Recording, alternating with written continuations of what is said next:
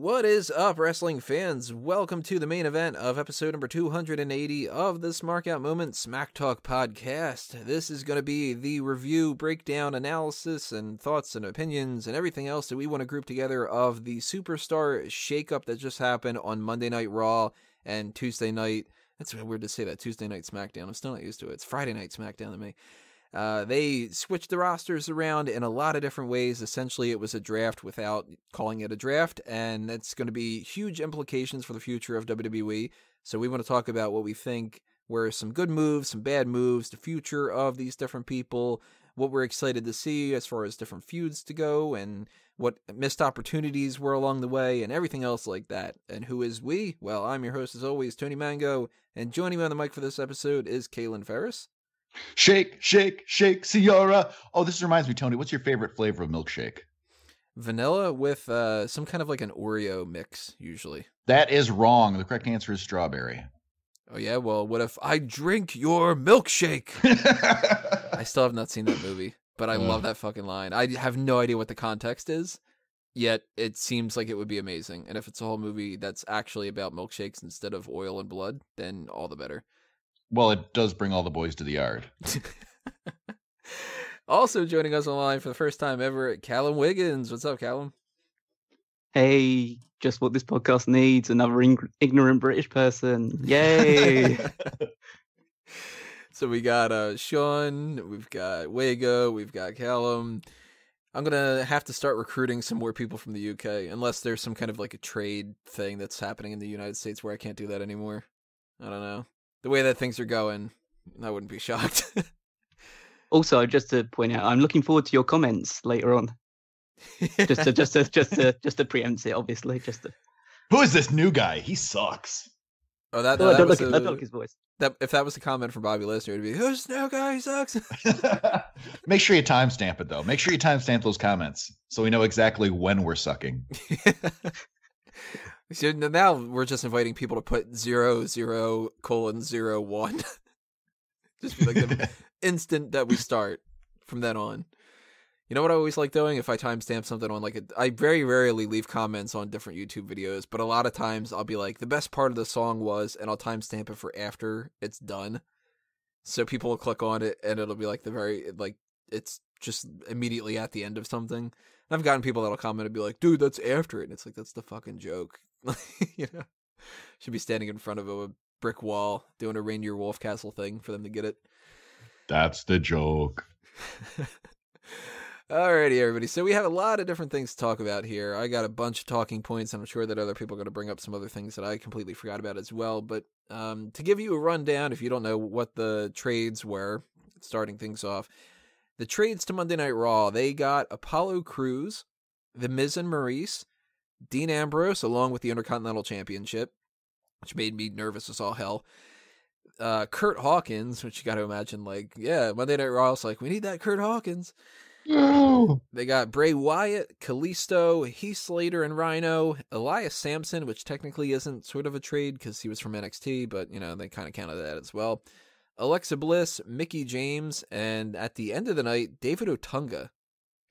Then the trades to SmackDown were, to kind of balance out David Otunga, Byron Saxton, Kevin Owens with the United States Championship, Sami Zayn, the Shining Stars, probably for that Kurt Hawkins trade, Jinder Mahal, Tamina, which is kind of surprising because she was already listed as being on the SmackDown roster, so I don't know how they traded her from Raw from SmackDown.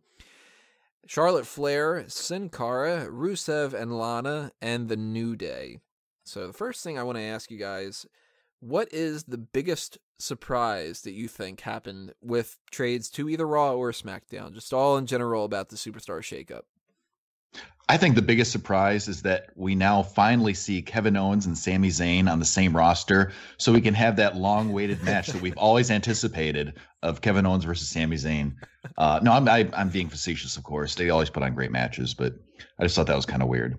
But no, the one thing that I do take away is I think it's weird that the champions heading into WrestleMania, Owens and Bray Wyatt, switched brands. So, yeah. Callum, what about you? What was that thing that kind of made you go, whoa, what? What's going on here? I mean, it's got to be Kurt Hawkins, right? I mean, come on, it's a fact that he's going to be like the greatest acquisition Raw has ever seen. No, but it's definitely no. It had to be Bray Wyatt because like he's fighting for the WWE Championship now on a Raw pay-per-view because I presumably because like Brock Lesnar only has so many dates, so you have to have some World Championship being defended on a pay-per-view. Fucking Brock Lesnar. Yeah. But yeah, I was shocked to see him because, I mean, just as my own presumption about it, I'm slightly worried about Bray Wyatt on Raw, more so than I would be with him staying on SmackDown. But I guess we'll see how it goes for him. But yeah, that was the biggest shock for me. The thing that got me at first, and it turned out to not be an issue, but when we had the Intercontinental Champion and the United States Champion on the same show, I got really nervous for that same reason with Brock Lesnar, because I was thinking, oh, damn it, they're going to put the United States and the Intercontinental and the Universal title on Raw to compensate for a lack of the Universal title, and they'll just go, well, SmackDown's the B1, who cares? Or that they would have created some other kind of like, well, we need something, so let's make the TV title or whatever, and then it would just be like this overabundance of championships, and that their justification in their mind would be, well, Lesnar's only going to pop up 4 times, so, you know, it's not going to be getting in the way or whatever. So maybe they could have made the I was going to say maybe they could make the Andre the Giant Memorial Battle Royal trophy a like a championship that gets defended by Mojo Rawley. Do you see that they brought that out again on SmackDown this week for Mojo? It was like, I don't think you need to put this in the what do you call it, in the loading trucks and stuff like that every week. Like, it's just a trophy. He doesn't even interact with it anymore. But you know, whatever. Maybe it weighs. I think he should have to carry it to the ring every time. Suddenly, he's not so hype anymore. I mean, he seems to be taking like Rob Gronkowski or whatever his name is to every single show with him now as well. Well, not anymore. Apparently, according to Talking Smack, Daniel Bryan was like, oh, I'm going to give him the cheap seats from now on or whatever.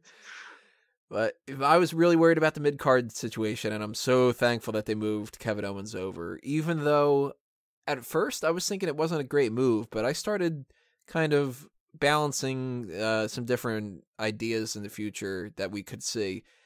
And you know what? I'm actually kind of down for that, because I looked at the people that are on Raw right now and some different people on SmackDown, and there's a lot of potential, I think, for Dean Ambrose in the Monday Night Raw scene right now. We've got an Ambrose and Samoa Joe feud that we can do. If he turns heel, Ambrose and Finn Balor. There's, even though we've kind of seen it before, Ambrose and Bray Wyatt could end up being a thing, and maybe it'll be a little bit better than it was the last time, but... Oh, it has to be better.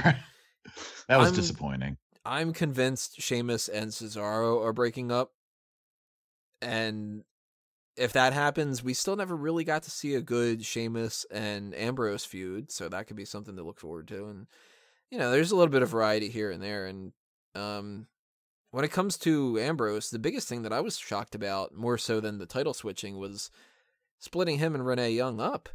And now we know that they were actually fucking married. So married for 6 months or something. Yeah. She mentioned that on Talking Smack, that she's not really all that happy about that, which I don't blame her.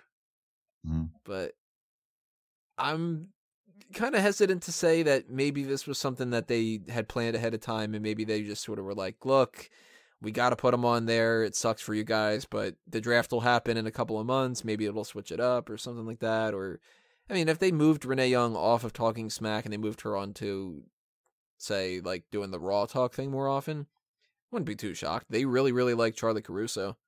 Maybe she'll take over. I think Renee does a great job on there, though. She's a little bit more comfortable. She's been doing it longer, so it makes sense. But it wouldn't shock me if they switch up the just any personality on either show could be swapped at any point in time. It seems. Yeah, nobody's really going to complain. I don't think for like. I don't think that splitting up Ambrose and Renee Young was done out of any kind of malice or spite or anything, because, like with Paige and Del Rio when that happened, you know, I know it's a long time ago, but that was done, I think, on purpose. Yeah, that had to be. And you know what? At first, I was thinking to myself, that's a dick move. Now, after seeing how they are together, I'm 100% behind them. I mentioned this on the hot tags, but Del Rio's going around making a drunken mess of himself, saying Triple H is a big nosed pussy and whatever, and it's just kind of like, you're an embarrassment, dude. Oh, I hate that guy. And Paige at this point.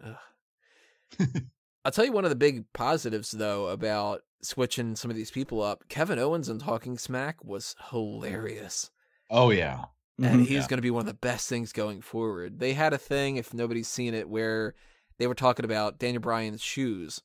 And he kind of put his feet up and he was like, oh, they're organic and they're, made out of like recycled tires or whatever. So the first thing Kevin Owens does is he takes his shoes off, throws them on the table, and he's like, yeah, those are my shoes. They don't cost much because I don't care. It's like, what? Okay. All right, he's going to be doing this kind of shtick from now on. Amazing. Have him on every single week. No, Kevin Owens is gold on the mic. It's disappointing that we're not going to have The Miz on Talking Smack anymore. Yeah. But Kevin Owens might even be better. We'll have to wait and see. But he's usually, when he has the microphone, he does wonderful things. No, I'm seeing that as kind of like a straight swap almost, and it's not just like title for title. It's like personality for personality. Because I know Kevin Owens and The Miz, they're not the same personality, but they're the same. They're bucking authority. They're standing in their way. They're saying we're going to do things our way, and we don't care what you think. So it's a like for like swap, and it should really like serve Talking Smack well. And you know what is kind of bugging me about that situation though? The Miz is somebody who I think, being a big fish in a small pond like SmackDown, really gave him the opportunity to stand out and kind of be like a world champion again. And this means now with Brock Lesnar holding the title on Raw that we're not going to be getting The Miz as a world champion. And I was really kind of hoping that if he would have stayed on SmackDown, that he would have gotten that world title at some point this year. It's just not going to end up happening. He might win the Intercontinental again, but damn it, man. Like, that guy needs another world title. That's what I was hoping for, him as Universal Champion would have been like, that's one of the only ones he hasn't won yet, Well, that's a feud before this whole shakeup thing. I was hoping to see heel Miz versus babyface AJ Styles for the WWE title on SmackDown. I thought that would have been great. That's one of the big feuds that we're not going to be able to get to see, that I was putting in there as like, that could have been a feud of the year kind of a thing. And they did feud a little bit, but not since The Miz has had this renewed vigor. But you know what? Well, can we? Oh, go ahead. No, I was going to say, yeah. Can we mention also some of the trades that we anticipated that didn't happen? Like, one for me was AJ Styles. I figured he would switch, but he did not.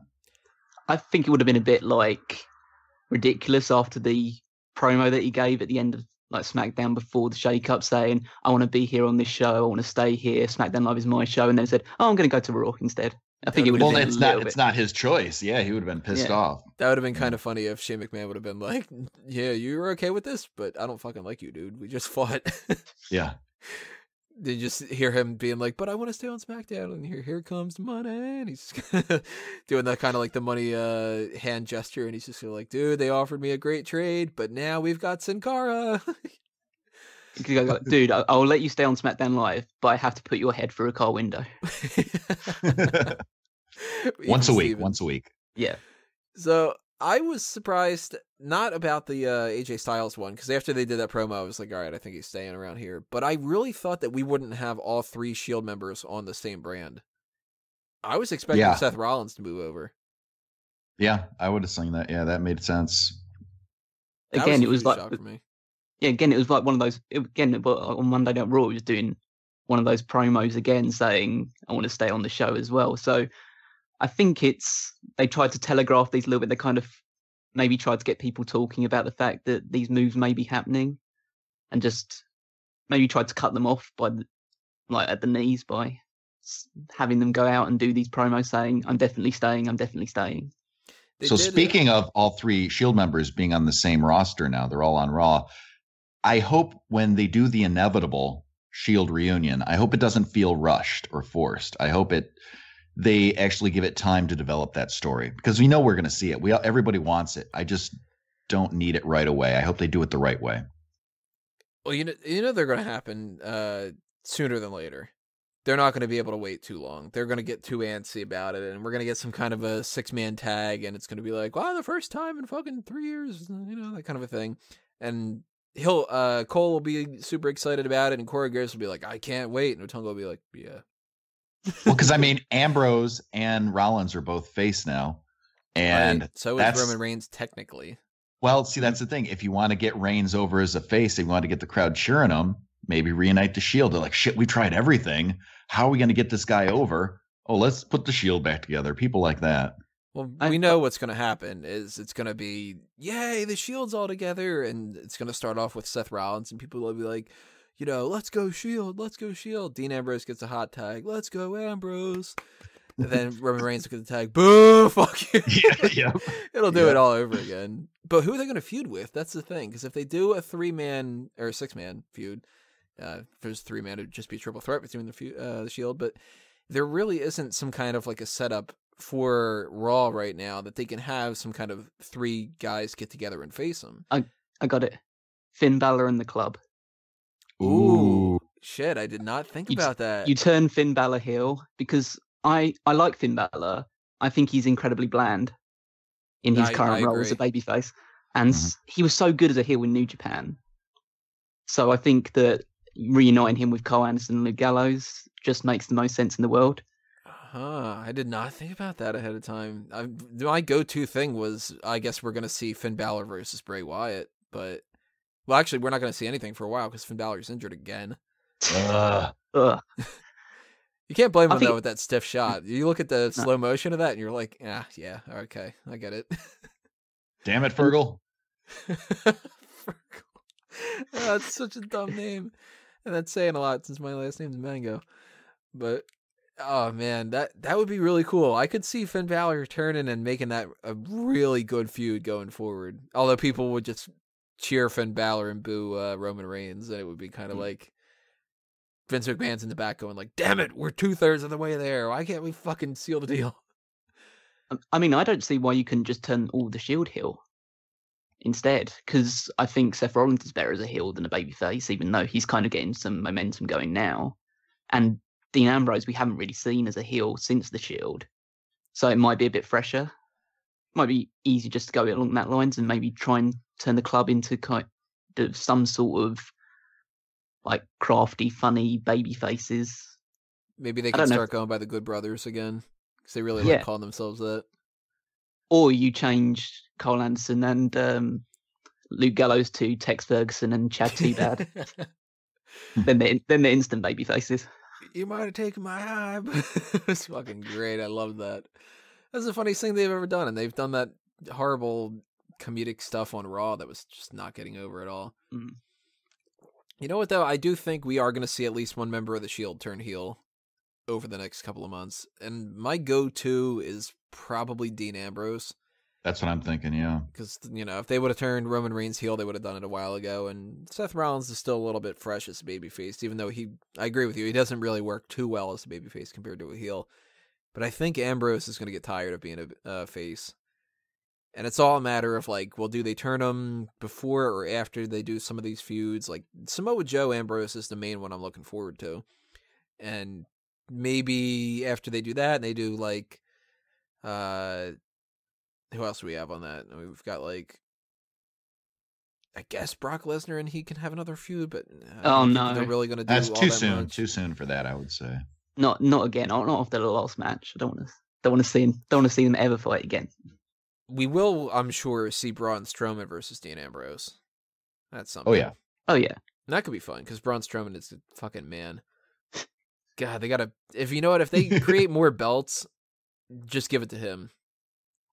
Just he could be the hardcore TV global grand legend champion. Just bring all the ones from TNA too. But there's a lot of potential for some good feuds here. But you know what? One of the things I wanted to mention was there's a bunch of feuds that were killed off because of this. One of them was that AJ Styles versus The Miz one. Baron Corbin and Dean Ambrose, I think, could have been an even better feud going forward if they wouldn't have moved those two. I'm really shocked that Kurt Hawkins moved, even though it's Kurt Hawkins, who cares? Because I was convinced that we were going to get something with Kurt Hawkins, Zack Ryder, and Mojo Rawley. And I don't know if that Zack Ryder injury got in the way and they're just kind of like, well, we can't wait to do that kind of a thing. But that could have been an interesting thing going forward. Zack Ryder comes back and Mojo Rawley's kind of like, well, I'm doing my singles thing now. And Kurt Hawkins is like, yeah, see, Zach, he doesn't need you anymore. And maybe we get like Zack Ryder and Kurt Hawkins back together again or something. And maybe they turn heel because we need another heel team on SmackDown. The Usos aren't good enough. The Shining Stars are crap. Breezango, I like them, but they're never giving them any kind of credibility. We need any team on SmackDown, let alone heel teams. Like anything to just make that division good. Because I've even soured on American Alpha because the division is so bad. Like I can't even I don't even cheer American Alpha in matches anymore because they've been so watered down. They've been given so little development. I wish they wouldn't have given up on the vaudevillains so quickly, because I liked them in NXT, and once they came up to the main roster, I don't think they were utilized well. And now that's kind of gone since Simon Gotch is released. But yeah, now Aiden English is just going back to doing his old thing and his singing thing. Yeah, that's disappointing. I don't think that's going to get over on the main roster. No, I don't have a whole lot of faith for English. I like him enough. Like I'm willing to give him a shot, but he's looking to me like they're going to kind of keep maybe Ty Dillinger and he and Mojo and Jinder are going to be like that lower mid card for now. Oh, I think Mojo's going for the United States title soon. I think that I'm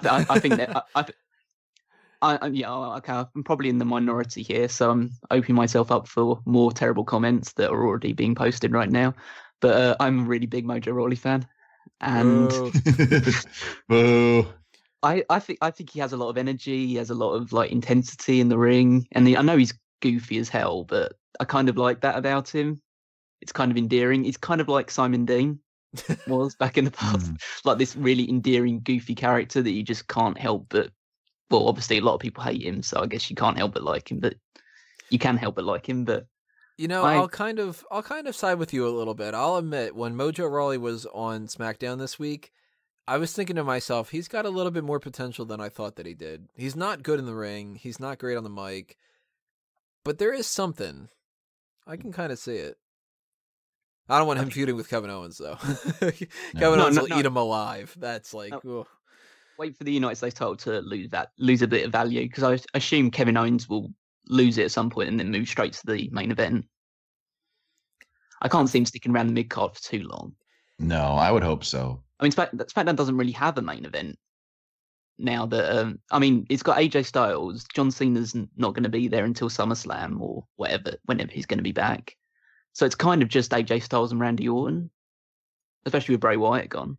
Yeah, that's another thing, is they need another main event heel on SmackDown. Because they've got Ziggler and Nakamura are in a feud. And that'll be 2 months, 3 months, whatever they go with that. And that's solid. That's going to be potential match of the year stuff. But we lost Bray Wyatt. And if you look at the rest of the roster, I mean... Alright, like, break down here. Aiden English, lower mid-card. AJ Styles, main event babyface. He's... definitely a babyface now, that's for sure. Yes, definitely. Baron Corbin is that mid-card, upper mid-card, kind of main event sort of level. Like, he needs, I think, the United States title more than the main event scene. Yep.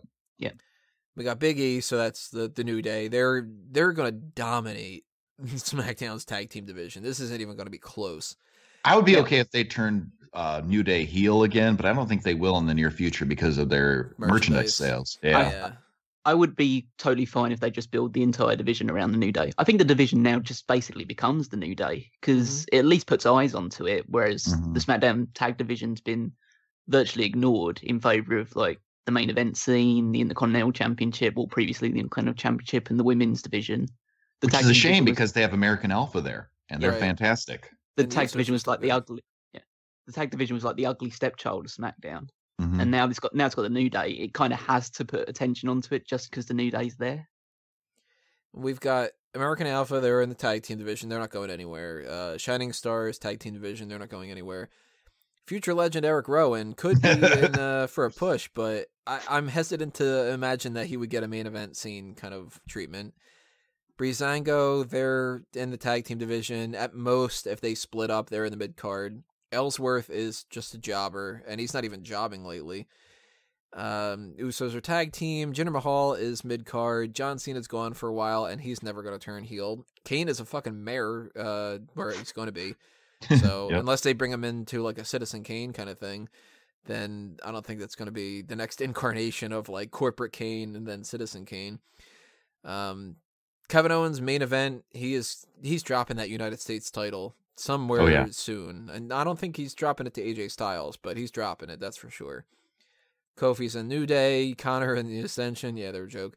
Luke Harper is a babyface. Mojo Rawley's a babyface. Rusev is somebody who I think they're going to push a lot. Yes, he should be whenever he comes back. I hope he comes back soon. But I want Rusev to be a babyface, which is the weird thing, because I think he's just too funny to be a convincing heel. He's got too much character to be a convincing heel anymore. He is pretty great. Yeah, oh yeah, he's like handsome. Sami Zayn, we know, is not turning heel anytime soon. And I would very much be surprised if Ty Dillinger did or if Sin Cara did. But even if Sin Cara did, he's a mid-carder anyway. I would not be surprised if Ty Dillinger were turned. Maybe I don't think so. I don't think they'll do it in the next 2 months or so. But I could see them doing that. They turn him. I don't think he would be main event heel.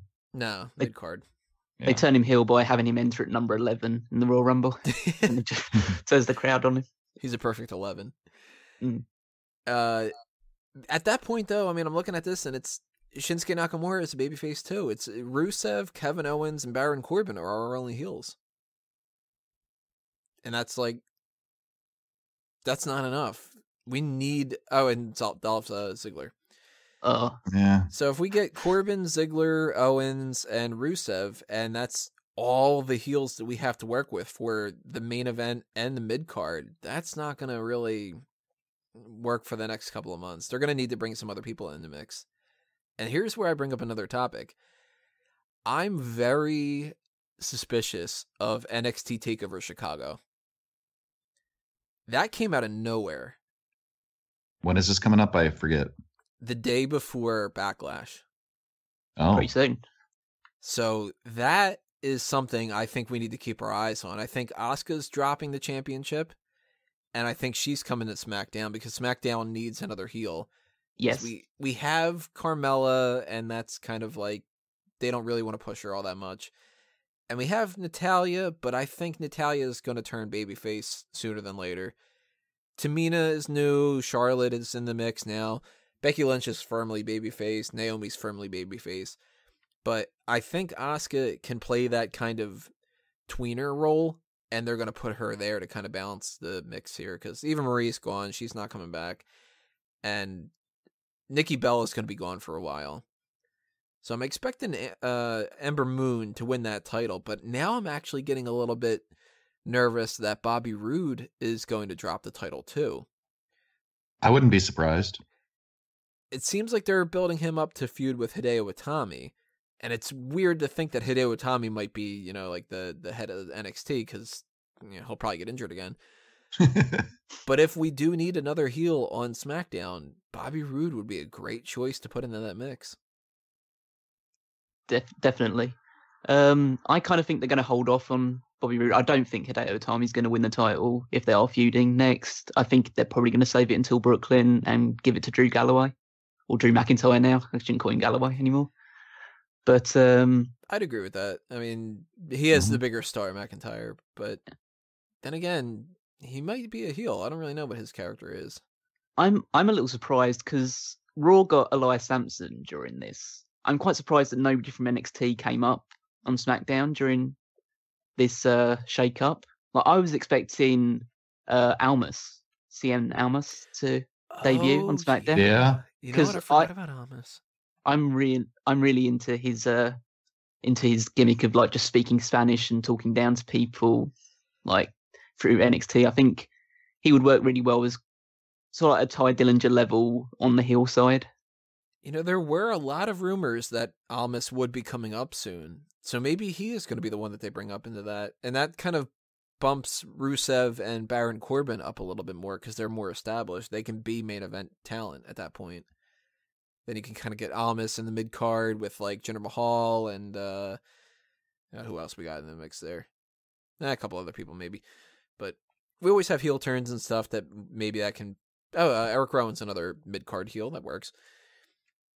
And I got a couple other feuds that I wanted to bring up too that I'm a little bit disappointed we're not going to see anymore. Sami Zayn versus The Miz was something that I was looking forward to. Mhm. They're on separate brands now. Kevin Owens versus Finn Balor would have been another good feud. Charlotte and Mickie James was a huge feud I was looking forward to because that's really the only thing I want to see Charlotte do at this point. I'm really sick and tired of her. And the New Day versus the Hardy Boys. Yeah, that would have been good. Yeah, that would have been good. Also, we're not going to really see Bray Wyatt versus Luke Harper. They're on separate brands. And we're not going to see a reunification of the Lucha Dragons because they decided to switch those two up, which is kind of like Pointless. You got a masked guy. We got a masked guy. Yeah, I'm wondering, Crazy. have they got like some sort of quota to fill, like masked wrestlers on each side? As far as Kalisto goes, my interpretation of this is that he's going to be on Cruiserweight 205 Live. It makes sense. I think they both should. Went over to Raw for that reason. I mean, that was for like a hot minute. Right. Yeah, that's why I was so surprised about Sin Cara moving, because I thought, oh yeah, they're both on there. They could be like a cruiserweight tag team as well as just part of fighting in the division itself. And no, we're going to move Sin Cara over because we've got to appeal to our Mexican audience somehow because they've lost Kalisto, and I really don't understand it. I thought it would have been a great way to bolster both the tag division and the cruiserweight division. What if backstage when they were doing this planning, Vince McMahon, Triple H, Stephanie, all the people in charge, Kevin Dunn sitting there chewing on a piece of wood, and they're kind of going like, well, what do we need on Raw? What do we need on SmackDown? And somebody's like, Raw really needs like a good lucha thing. Something. And they're just kind of like, I got it, Kalisto. It'd be great if that's like some joke that they still keep ragging on him for. And they should, because he deserves it. It was a horrible. Oh, he's never going to live that down. No. I see it more as like they're in the meeting and say, oh, Raw, we probably need a luchador on Raw. They say, oh, we'll bring Kalisto over then. Oh, shit, we have Sin Cara already. Oh, move him over to SmackDown. They'll just forget that Sin Cara's there. I could see Vince just being like, whatever happened to Lince Dorado? I could see him getting those confused. What else we have on this list here? Stuff that I was going to bring up because I'm losing track of my own list here. That's what we call preparation. SmackDown needs another main event heel. Okay. This is something I really was confused about. How the hell is a Raw exclusive event including the SmackDown WWE Championship and the SmackDown United States Championship? Because Brock Lesnar. Yeah. So Brock stupid. Lesnar. That when I heard about the shakeup, that was one of the things I was wondering. I was like, well, some of these matches are going to continue, so I don't know how they're going to handle that. I'm so glad Wago isn't here because he'd be like saying, "Oh, Brock Lesnar only needs to work limited days because it makes the championship feel bigger." I said, "Fuck it, fuck him. He needs to just go away." I really am so nervous that they're going to wait until WrestleMania. Like, man, just Gotta be pull there the for trigger. SummerSlam. Pull the trigger at SummerSlam. Exactly. Well, just have Roman Reigns win the championship. Do what needs to be done. But I'd even rather just give it to Strowman at that point because he's God right now.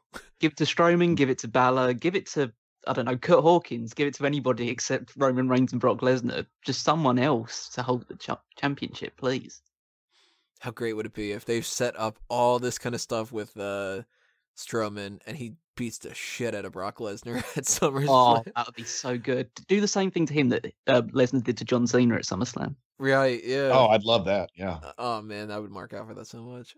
Yeah, the whole Raw exclusive event thing though is really kind of perplexing me because right now, how do you build the rest of Bray Wyatt versus Randy Orton when the two are on separate brands for the next 3 weeks? They did have Bray Wyatt show up on the Titantron for SmackDown, but Randy Orton's not going to really just be doing the same thing, and that's a really kind of lame way to build up this match that's supposed to have this kind of like mystique to it with the House of Horrors, and that's what it is. It's going to be all mumbo jumbo and camera tricks and everything. Maybe Randy Orton will just show up and interfere in a Bray Wyatt match or something. I think that's all they're going to do. I think it's going to be kind of, I don't know, uneventful and underwhelming leading into the feud. Agreed. I think I think it's more weird about the because at least with Bray Wyatt and Randy Orton, you can do those smoke and mirrors and the tricks leading into the House of Horrors one. With Kevin Owens and Chris Jericho, theirs is a more like just bit of personal feud, and you're just going to see Kevin Owens jump between both shows and Chris Jericho. Because I found the wording quite interesting that they said that the United States Championship had been drafted to SmackDown, not Kevin Owens. Because if you recall, when they said on SmackDown, if Chris Jericho wins the United States Championship, Chris Jericho gets moved to SmackDown and not Kevin Owens. Yeah, that is a kind of weird thing that they did do, because they didn't mention that when it comes to the WWE Championship. No.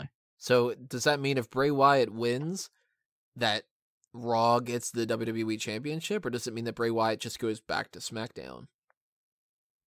I think if they do that, well, they're not going to do that, so it's probably not really worth talking about. But yeah, I mean, it's going to be Randy Orton retaining, but yeah, but if they did that, I'd assume they might move Lesnar to SmackDown as as Raw's main champion. But again, that'd be far too convoluted, so it just makes more sense to just let Randy Orton keep the title. Right. If they would have moved Lesnar over, then I would have thought that there was a chance for it. But I kind of assumed that if anybody wasn't going to be moving, no matter what, it was going to be Brock Lesnar, because his title is red. So it's kind of like, unless they foot the bill for making a blue Universal Championship, which actually originally when they were going to do this brand split, apparently the Universal Championship was going to be on SmackDown. So it wouldn't have been the biggest shock in the world, but I kind of assumed that the SmackDown and Raw Tag Team Champions and the Universal title weren't going to move because they just made those belts, and it would have been like, son of a bitch. But then again, they've had Nikki Bella come out with red constantly since going over to SmackDown, so they never gave her a blue Fearless shirt. I'm not sure why, because it's not like it's the merchandise department's like, well, we only sell the red ones, so, But another thing that confused me at first, and when I thought about it, I was thinking, you know what, this makes a lot more sense than I really anticipated, was the commentary team switch up. Corey Graves and JBL were the two that I thought were going to switch, because to me, that would have solved the Mauro Ranallo issue. Mm-hmm. And Corey Graves is already on SmackDown anyway, because he does 205 Live. Right. So you're not making him travel an extra day. Instead, you're actually saving him the effort because he doesn't have to travel to Raw. And JBL and Cole have great chemistry. Corey Graves and Tom Phillips have great chemistry. I assumed that was going to be what they did. But they went with Byron Saxton and David Otunga. Which my first impression was, oh my God, we have an extra hour of David Otunga. That is the worst. Yeah. But then I thought more about it after watching SmackDown, and you know what? I think the reason why they did this is twofold. Number one, Tom Phillips took over that Mauro Ranallo spot. Yep, and he's doing a damn good job. Oh, he's great at it. Yeah, the Ranallo ship has sailed. There's no point in switching JBL over, because that's just he's done now. Gone. He's done now. I mean, he removed all references to stuff, and he's just telling people don't leave, don't get rid of your subscriptions to the network, but I'm gone, like that kind of stuff. Mm-hmm. But with Tom Phillips in that spot, he's still pretty new to the job. I mean, he's been tested in NXT and everything like that, but he's, as the front man of that and the main lead announcer, he's not too used to it yet. Mauro Ranallo wasn't either, but then again, they had a 4-man team at that point. I think if they were thinking about this, they were going, look, Tom Phillips is brand new, relatively speaking. JBL is a handful. And David Otunga is shit. So, yep. For Tom Phillips to be put in the responsibility of handling both JBL's eccentricities and Otunga's complete lack of personality, that'd be a little bit too much for him to handle. Byron Saxton, though, he's proven himself quite a bit as of recently. He's an easier person to kind of help massage that team a little bit. And he can also play the part of getting made fun of. So JBL's kind of got his target, David Otunga on Raw, though, he's dealing with Corey Graves and Michael Cole. And those two have their chemistry. And Graves has been doing a great job. A lot of people really, really love him. And Cole is like as senior as you can get when it comes to a commentary guy. So I think that they put David Otunga on Raw because they figured if anybody can bring anything out of him, we can trust Cole and Graves to do it. And I got a feeling he's not going to last. No, that's what I was just thinking. I wouldn't be surprised if he were gone 6 months from now or sooner. Because, like I've said before, David Otunga is the only guy who can make Byron Saxton look good by comparison. I think Byron Saxton is pretty bad, but he's tolerable. I think he's tolerable. And he's gotten better over the last few months. I'll give him that. I like him more now than I did before. But I think David Otunga is just garbage. I do not like his commentary at all. And if he left tomorrow, I would not be sad at all. I'm hoping Otunga plays kind of like the Percy Watson role in NXT, which is just to shut up for 90% of the match. And then when they go, what do you think, Percy? Yep. Oh, it's great. Yeah, it's great. Yes. These guys are good. And that's like it. Because I just don't understand why he's still in a position where he can commentate on anything. Because he doesn't. Or both. Either. But they're both really bad. But he doesn't really come from any sort of position of authority in terms of like wrestling. Like surely there must be some former wrestler out there that's could do the job twice as better as Otunga can. Like Booker T, for as bad as he is, would be like a better position there. Just to be a bit more interesting or lively, or to at least he's got some energy to him. Yeah. Otunga he is. I liked Otunga when he was like a wrestler. I kind of thought he had some kind of upsides to him, but Jesus Christ, he's awful. And Percy Watson's not too far off either. I really, really thought Percy Watson could have been a good guy, and he sucks, and so does Nigel McGuinness. He's not getting anywhere. See, for the tournament that we had, and I know he has the GM role now, but I like Daniel Bryan on commentary for the tournament. I thought that was good. I wouldn't mind seeing him in that role in the future. He was pretty fun, yeah. I was kind of hoping that maybe they would ship Mauro Ranallo to NXT. Kind of like get him separated from everybody. He only works a couple of days because they do the tapings and stuff. And they kind of need him too, because as much as I like Tom Phillips, Nigel is so flat and Percy's just like non-existent. So even though I'm not the biggest fan of Mauro Ranallo, I think that he could have brought like a little bit of oomph to that. But now I'm like, we kind of need a replacement for Otunga. We need a replacement for Nigel McGuinness. We need a replacement for Tom Phillips on NXT because he's going to be covering 205 Live and SmackDown, and you can't kind of burn the candle at both ends. And we need to get rid of Percy Watson, so like we need 4 fucking commentators now, unless they just sort of keep them around for a while and just kind of hope that nobody cares. But I can't think of anybody that I would put in those positions other than if they could keep Mauro Ranallo. Because a lot of the older wrestlers, they are sort of hanging around. I know R-Truth was doing like main event, but who watches main event? So, CM Punk. Bring back CM Punk just for commentary.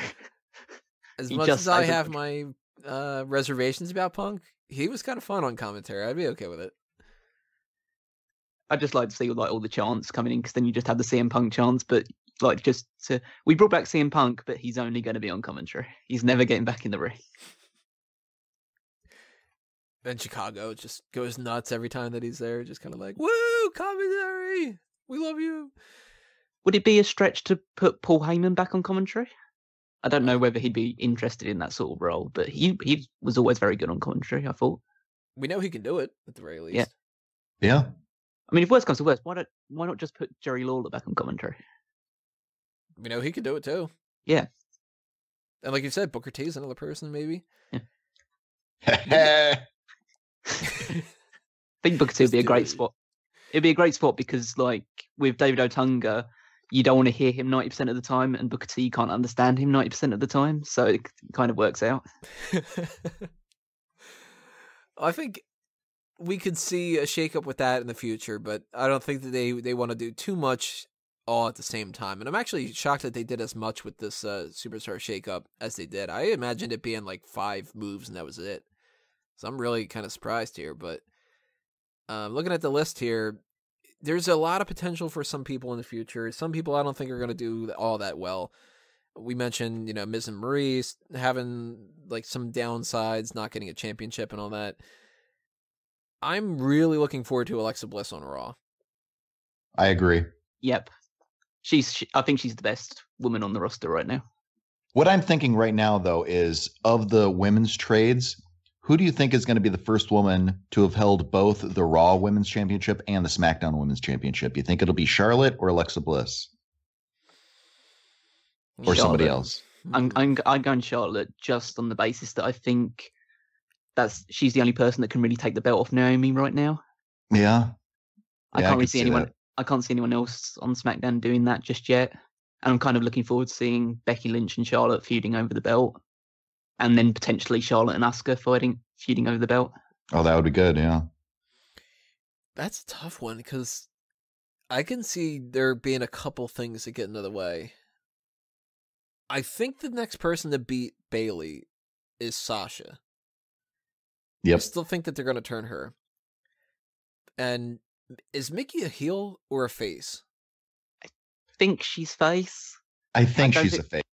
I don't think they really padded that out very well on SmackDown. They kind of just turned her because Alexa Bliss promised her a title shot and didn't give it to her.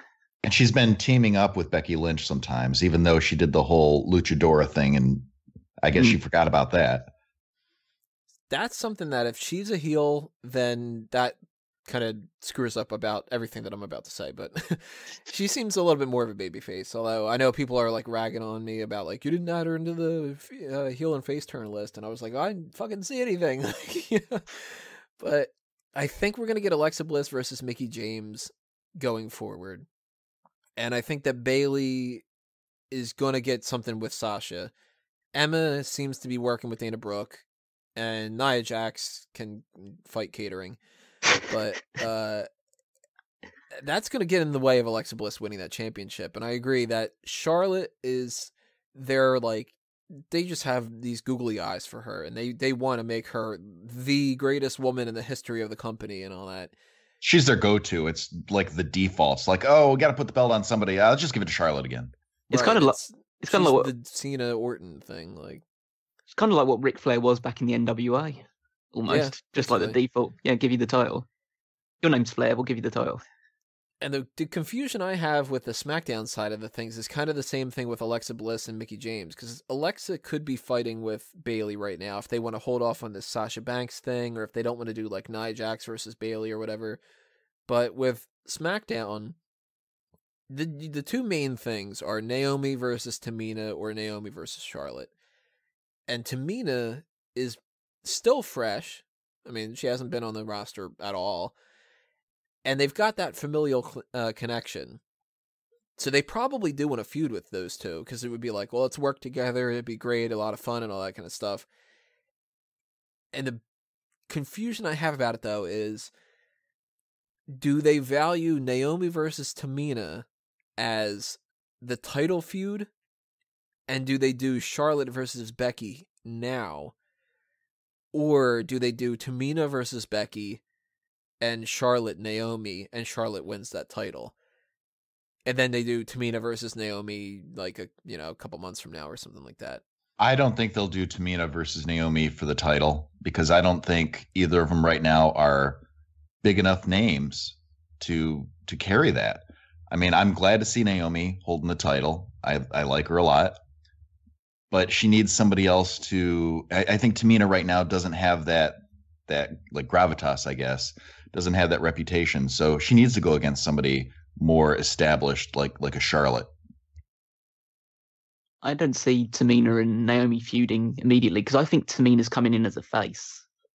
Just because I don't think there's a really good balance between faces and heels on SmackDown. And just to throw a bit of a spanner in the works, one name that we're forgetting is Lana. That is true. Lana is going to be wrestling. Very true. It seems. Yeah. And apparently just doing a lot of ballet and like a flash dance type of thing. I think I watched that promo about 3 times. Just had to get it, make sure for certain that I was getting everything down. I'm really kind of, the Lana thing is going to throw things for a loop, because I think Asuka's coming on board. And I'm about 75% sure of course, without knowing any other plans whatsoever. This is me just projecting my own opinions, but I got a feeling Asuka's going to feud with Natalya. So That'd if be good. Lana comes on board, Lana and Natalya are apparently really good friends. And I could see Natalya and Lana working together because Lana needs somebody who can kind of be a ring general. Mm. And Lana could be a babyface, could be a heel. I could see her being a heel more than a babyface. That's another reason why I think Asuka is definitely going to be coming in. Not Asuka. Natalya is definitely going to be turning babyface. Because Natalya, as a babyface, you can kind of look past her being boring. As a heel, she really just sucks. You get her against Asuka. Asuka's got that mean edge. Asuka basically is a heel right now, even though she kind of maybe isn't, 100%. And Asuka, Natalya, do you put those two together? Natalya's definitely the babyface. Natalya works with Lana. Natalya's the babyface. Carmella and Lana could be a feud, but they're both kind of new, so I can't imagine them pairing those two up, and they're both heels, so that's sort of getting in the way. And really, I'm like, does that mean that we're going to get Asuka on board now? Does that mean that Lana's going to wait? Maybe we're going to get, like, the women's tournament is coming into the mix, and that's going to throw things for a loop in the summer months and stuff, and one of those women might be brought on board. But then we got a couple people from NXT that might be coming up too, because Peyton Royce and Billie Kay aren't going to stick around for the longest time. No, they need to come up to one of the shows, but I don't know which one. And they need to come up as a package, basically because Peyton Royce is pretty good and Billie Kay just kind of isn't. So they kind of need to be a package deal. She's got a nice outfit. It works. Oh, the gimmick really suits her, but she just can't wrestle. So I don't really have too much of an interest in her just yet. At the very least, keep them as a package so they come out to Billie Kay's music instead of Peyton Royce's, because, I hate that. I really like Peyton Royce's theme, so I'm not gonna. Oh, you do? I hate it. I know it's really repetitive, but I just like the beat of it, and I don't like Billie Kay's theme. But I like that whole Billie Kay kind of thing. I don't want to do my impression of Peyton Royce's because then it'll just be ear grating, as if that wasn't. And Liv Morgan's, for that matter. Oh my god! Oh, that one sucks. Yeah. The hell is CFO money doing there? I don't know. Taking a holiday, I guess. So we've got Alexa Bliss and Mickie James on Raw. That's going to be some good stuff in the future because we get to see like Mickie James versus Emma could be fun. We could get Mickie James versus anybody's going to be fun at that point. Yeah. Charlotte is going to dominate the same as New Day is going to dominate when it comes to SmackDown. Mm-hmm. What do you guys think the future is for the Shining Stars? Continue to job. I don't think they don't have much of a future. I don't know. What do you think? They're going to feud with American Alpha immediately, and then they're going to start jobbing. Essentially, they're a stepping stone for American Alpha while the Usos fight at the New Day for the tag team titles. They'll basically be the two feuds going forward, I see. I'm kind of nervous they're going to push them. I think they'll get a few wins over American Alpha just to try and cement them as, look, these guys aren't shit. They aren't completely shit. Just to try and counterbalance the fact that the Ascension and Breezango are both on the show and they're both not very good. I think Breezango needs to turn face at this point. Yeah, Mm-hmm. I think that makes sense. Keep the comedy edge, but turn face. I think the crowd will accept that. Unless they bring in DIY. Because that could be happening. I'd really like that. I was expecting him to come last week right after WrestleMania. I wouldn't have been surprised. I hope it is sooner than later.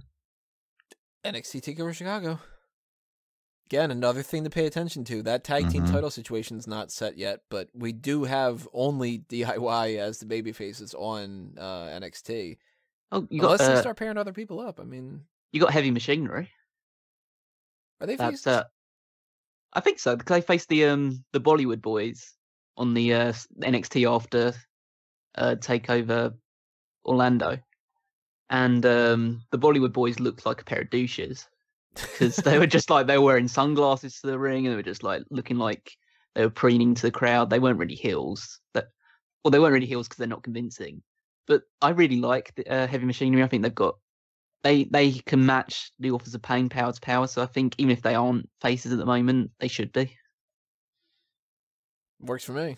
I'm cool with that. Heath Slater and Rhino, though, I don't have a whole lot of future plans for them. I don't think that they're going to really last that well on Raw. They'll get split soon, and Heath Slater will go into the lower card, and Rhino will get released. Yeah, kind of agree. What do you think? Probably right. Galen? Yeah, you're probably right. I'm thinking Rhino doesn't have that much of a future left with the company, but it was nice to see another run from him. He stuck around longer than I thought he would. I like that people got so buzzed about it because they said that former tag team champions are going to be debuting on Raw, and people would start thinking, oh, is American Alpha, or is it going to be DIY, or is it going to be Authors of Pain maybe, or something? And then it's just Heath Slater and Rhino. Oh yeah, you were tag team champions at some point. That was the second best fuck you of this whole thing. The best one was the Tamina one. Oh, that was amazing. That was so bad. Yeah, that was painful. I laughed so hard at that. I was just like, that's exactly what I would have fucking done. I love how the crowd was just not reacting at all. They just like didn't give a shit. You could just see people in the crowd with their arms folded like, this isn't funny. I wanted Charlotte. And then Charlotte comes out and they're like, no, Charlotte. The last person I wanted to bring up here is actually the first person that traded because I wanted to kind of save him for last because this is a guy that I think could benefit really well if they are in the right mindset for it, and that's Apollo Crews. The bad thing about Apollo Crews here is Monday Night Raw only has that one championship. So that means that there's less opportunities for him to get a title shot because we don't have more people fighting for the Universal title. But he has an extra hour. So he might actually get on screen now. Well, he is the one to watch for 2016. Did somebody pick him? I think so. I think loads of people did, from what I recall when I was listening to it. Oh, for 2016, not for 2017. Yeah, exactly. Yeah, I'm going back here. Threw me off there. I was like, wait a minute, is somebody picking him for 2017? A couple months ago, people still were like, this guy's shit. No, I'm just goofing on you. Like, a year and 2 months ago, we were all thinking that he was going to be the next big thing, and then, well, it didn't quite pan out, did it? Worked for Baron Corbin eventually. Not Apollo Crews. I think this is Cruz's last roll of the dice, really. I think it's either make or break now when he's on Raw. He has the extra hour to work with, which I'm not looking forward to because I'm not looking forward to seeing Apollo Crews in any shape or form because he's just all smiles and nothing, no substance.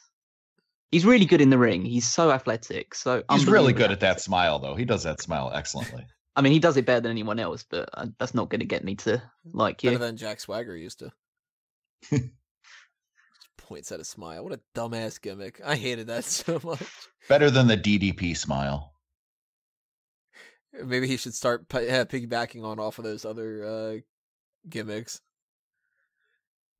I like it if he brought like a card DDP thing and stuff. I thought like it if he brought like a cardboard cutout of a frowny face to the ring, just hold it up in front of him, say, "See, guys, I can do it," but he can't. Behind it, he's still smiling. Well, what do you think is the future for him as a potential in like the tag team division? Because I'm thinking that they're going to want to do something with him, and maybe they team him up with somebody like a Mark Henry, kind of give him like that veteran that kind of the two of them could be like a powerhouse team and kind of like get the ball rolling with that kind of a thing. I could see something like that. I mean, it seems a bit weird to say now, but I'd kind of like to see Shelton Benjamin go to Raw, maybe, if he is coming back. Oh, shit. I forgot about Shelton Benjamin. Is he all healed up now? He said that he was ready to go. Yeah. And it'd be weird to send him to Raw after he was initially announced to go to SmackDown, but a tag team with Shelton Benjamin and Apollo Crews, two people that regarded as so athletically gifted and yet not very good on the microphone. I think it's a match made in heaven, really. You know what? Yeah. He would be a good fit for one of those main event heels that we were talking about. Shelton Benjamin's got a little bit of swagger, and if he comes in as the gold standard again, you can trust him. I think either way it really works. I think he can go on either show and fit in, but I'd prefer to see him on SmackDown, just because he can be a single star and he can be on SmackDown. As for Apollo Crews, I don't think he will be put into the tag team division just because I could see something with Mark Henry, but I see more Mark Henry taking him under his wing as a protege to maybe have a few tag team matches, but I don't think that will be too substantial just due to the fact that I don't think Mark Henry has a lot of time left. Yeah, they're not really using him all that much. It's kind of a shame, because if he is going to be retiring soon, like, let's see a little bit more Mark Henry, you know? I want to see Braun Strowman retire him. I kind of want to see Braun Strowman retire everybody. Yeah, I was just going to say, yeah. Like, have him do, like, that sort of, kind of like a Hall of Pain sort of thing, where it's like, you know, I'm the big guy here. Oh, I guess that's kind of encroaching on Roman Reigns a little bit there with the big guy. But have him do, like, you know, I'm going to take out Mark Henry, I'm going to take out Big Show. And then Brock Lesnar, please. Yeah. Please take out Brock Lesnar. What I'd like to see is Braun Strowman, anytime anybody on the roster gets taken out in a stretcher or ambulance, I want to see that same thing, even if he's not feuding with him at all. I just want to see him do the same thing to everybody. And then if Kane wins that mayoral spot, he takes Kane out of the office. Just takes flips his desk and everything, and he's just kind of like, I'm the mayor now. Mayor Strowman. Oh, give him the belt. He's fucking great. So, wrapping up a couple things here, what do you think is the biggest disappointment that you have, I guess you could say, that you were kind of, whether it was somebody should have moved, or a feud that's not going to happen, or you're just not looking forward to how this is going to work out, or whatever? Anything stand out to you guys about, like, man, this is really kind of, you know, a negative? Yeah, I think Bray Wyatt moving to Raw, I think that wasn't such a great move. At least right now it's looking that way. I'm not sure where they're going with it, but I want to see more of a program with Bray Wyatt and AJ for the title. I'm disappointed with Bray Wyatt going to Raw just because I think he is a bigger name on SmackDown. I'm disappointed with The Miz going to Raw because I wanted him to be WWE champion. Mm-hmm. That's my pick. Yeah, that's a real damn thing. And it's the whole big fish in a small pond kind of thing, you know, vice versa. And even though I think they're both better off on SmackDown, I'm kind of disappointed that both Kevin Owens and Sami Zayn are still on the same show. Yeah. Just like how he addressed that. He's like, you bring me over and you bring over Sami Zayn just to piss me off. I mean, I think it could be it kind of feeds into their story a little bit more. You just kind of think like, oh God, I can't get rid of you anytime. Like, I think it should just build up to a point where they just have one match, a big blow off, and then they just get, like, they show respect to each other and then they become a tag team and then it's all good. I think they need to, if they do become a tag team, they need to go back to, like, that smoking guns type of thing. Put cowboy hats on them and bring a little Brokeback Mountain in. Why can't I quit you? As far as the negatives go like that, I mean, I got to agree that The Miz not being able to get a Universal Championship to me is going to be really bothersome over the next couple of months. But as far as positives go, I'm really looking forward to the potential of seeing a lot of different people feuding that we haven't seen before. Kind of the flip side of what, like, those, like, oh man, we can't see Sami Zayn versus Miz, or Baron Corbin versus Ambrose anymore, but we do get Ambrose and Joe, Ambrose and Strowman. We are going to get Alexa Bliss versus Bayley. That should be great. Mickie James versus Sasha Banks is going to be fantastic when they do that. Hardy Boys still have a couple of people to work with, and even though Heath Slater and Rhino isn't really all that great of a mix, New Day's got some American Alpha if they want to kind of do a babyface feud like that. So I'm looking forward to the new feuds that are coming about with this. And if I had to pick one of them really that stands out as like the main feud that I'm really kind of looking forward to, it sounds kind of dumb because I really think that the matches themselves aren't going to match up to it. But just for like the weird fuckery of it all, Finn Balor and Bray Wyatt, I think could be really cool. I think that'll be good. If I had to pick one that I'm looking forward to, I'd say Kevin Owens and AJ Styles. Yeah, I can't deny that. That'd be that we might pick as well. That and American Alpha versus the New Day. I There's think a lot of potential for that. Yeah, I think eventually that will happen. I don't know if one side will turn heel or they'll just do it as two babyface teams, but that looks good to me. Another one that I'm sleeping on right now that I didn't realize until I just looked at the list a second ago. There's a lot of potential for Dolph Ziggler, Sami Zayn. Yeah, I think that'll be a hell of a match. Man, Dolph Ziggler's going to kick so much ass on SmackDown. Everybody's going to be like liking him again, and I'm going to be the only one that's going to be like, I've liked him before, damn it. I'm looking forward to seeing Sami Zayn and Nakamura fight again. Oh, that's true. Yeah. They're going to be able to do that. Nakamura is going to be a huge star on SmackDown.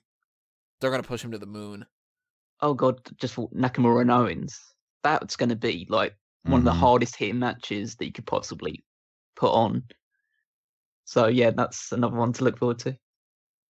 And don't forget, we have probably what's going to be feud of the year, match of the year, and all that other kind of stuff. Mojo Rawley Rusev. Oh. No, it's going to be so awkward. I don't know. I don't quite think that's going to work out. But He doesn't get Machka. He stays Machka. Alrighty, any other topics you guys can think of for us to kind of wrap this up a little bit? That covers it for me. Can I say fuck Brock Lesnar one more time? You can say it many, many more times. Fuck Brock Lesnar. Fuck Brock Lesnar and fuck Steven Wago. Yeah, Stephen Mortimer, Growlington, Wadelin. You should sing the Hall of Fame theme. Alrighty, guys. Well, I want to know what you guys listening have to say about this. So drop your comments below and tell us what you think about all the different trades, the future, the potential, the lack of potential. Do you think that it's a conspiracy that Kalisto and Sin Cara moved, or is there really nothing in the works when it comes to that kind of stuff? What do you like to see about these different people, and what are you disappointed about? All those kind of things, drop them in the comments below on YouTube. And if you're listening to iTunes or Stitcher, drop them on the website itself, because that's obviously where you can leave your comments, because you can't do it on iTunes and Stitcher. And if you do have that ability, I am not aware of it, so I wouldn't check it anyway. And make sure you hit that subscribe button if you haven't already, and give that video a thumbs up to let us know that you guys are liking this kind of thing. And last thing for us to take care of here is just pass around the talking stick for some other kind of plugs. So, Kalen, anything you want to toss out there? Yeah, I am on Twitter at Kalen Ferris. And if you live in the Ohio, Michigan, Indiana, or Pennsylvania area, check out Northwest Ohio Wrestling on Facebook. We got a great, huge event coming up on Saturday, May 6th. Make sure you're there if you're in the area. It's going to be fun. Pennsylvania area, does that technically count that I'm in the tri-state area of New Jersey? Yes, you should be there. No excuses. What if I don't want to? Well, that's a pretty good excuse. Also, I've been feeling weird for like a week and a half. So Well, you have 3 weeks. 4 weeks. Well, if I am not feeling better in 3 or 4 weeks, then we got a problem, because the issue has been every time I breathe in, my neck and my jaw hurts and I can't get a full breath. So that probably means I'm dead at that point. That ain't good. But you have 3.5 weeks. So if you leave your house now and start walking, you could probably make it to Toledo by May 6th. Well, that's not going to work out with that asthma, man. Then unless you guys are going to do a tribute show.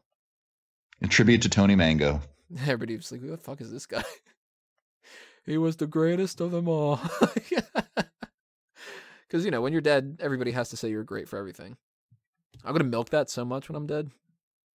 Looking forward to it next year. We'll give you the 10 mango salute. Just throw mangoes. Like when they have angry people in crowds and they throw tomatoes. So that's Northwest Ohio Wrestling. Callum, anything you want to start promoting on your end? Oh, is it my turn now? Yes, it is. Okay. I'm on Twitter at Wiggermeister14, and you can check out my ramblings in written form instead of in the verbal universe right here in Smack Talk on Smark Out Moment. I think you may have heard of the website. It's pretty good. So me and a group of other writers are putting out content on a regular basis. So be sure to check those articles out, leave comments, let us know how we're doing. I heard the webmaster's kind of a douche, though. Yeah, I mean, he's a bit tough to deal with, but Yeah, it's spiky-haired fuck. Yeah. Apparently, you're supposed to throw fruit at him. That's what I've heard. Yeah, well, he'll be dead soon, so who cares? How great would it be if the next episode started off with somebody else, like Drew finally is hosting it after all this time where he's doing that, and he's like, guys, I'm actually hosting because Tony actually did die, so we're going to do a 10-bell salute. He doesn't know my passwords. It's not going to happen. You just won't hear from anybody. That's how it'll work. If I drop dead one random day, you just won't get any more content anymore. Nah. Drew doesn't have the time to listen to the podcast, let alone record one. Drew doesn't have the time to be on this episode like he said that he would be. Yeah, Drew. Yeah. Leave your comments saying Drew sucks. And timestamp it too so he can hear this. Alrighty, guys, that's going to wrap us up. So thanks for listening again and for following all of our shenanigans. This is the main event for the week, so we're not going to be hearing us again until the hot tags for next week. And obviously the Ask Him is going to happen next week too. And our main event for next week is going to be the mailbag. So send in your April. I don't know why I did that. I'm botching all over the place here. April is the name of the month. That was March weather. It's got me all messed up. Don't touch Willie. Good idea. April questions that you guys had submitted in. Those are going to be answered. So if you get a little bit of time and you want to pick our brains about something, send them in as soon as you can over the weekend. I will be manufacturing the lists and writing up my answers and stuff and pitching them to everybody else. So that's something to be aware of, but that's it for now. So this is another Smark Out moment. We are being counted out.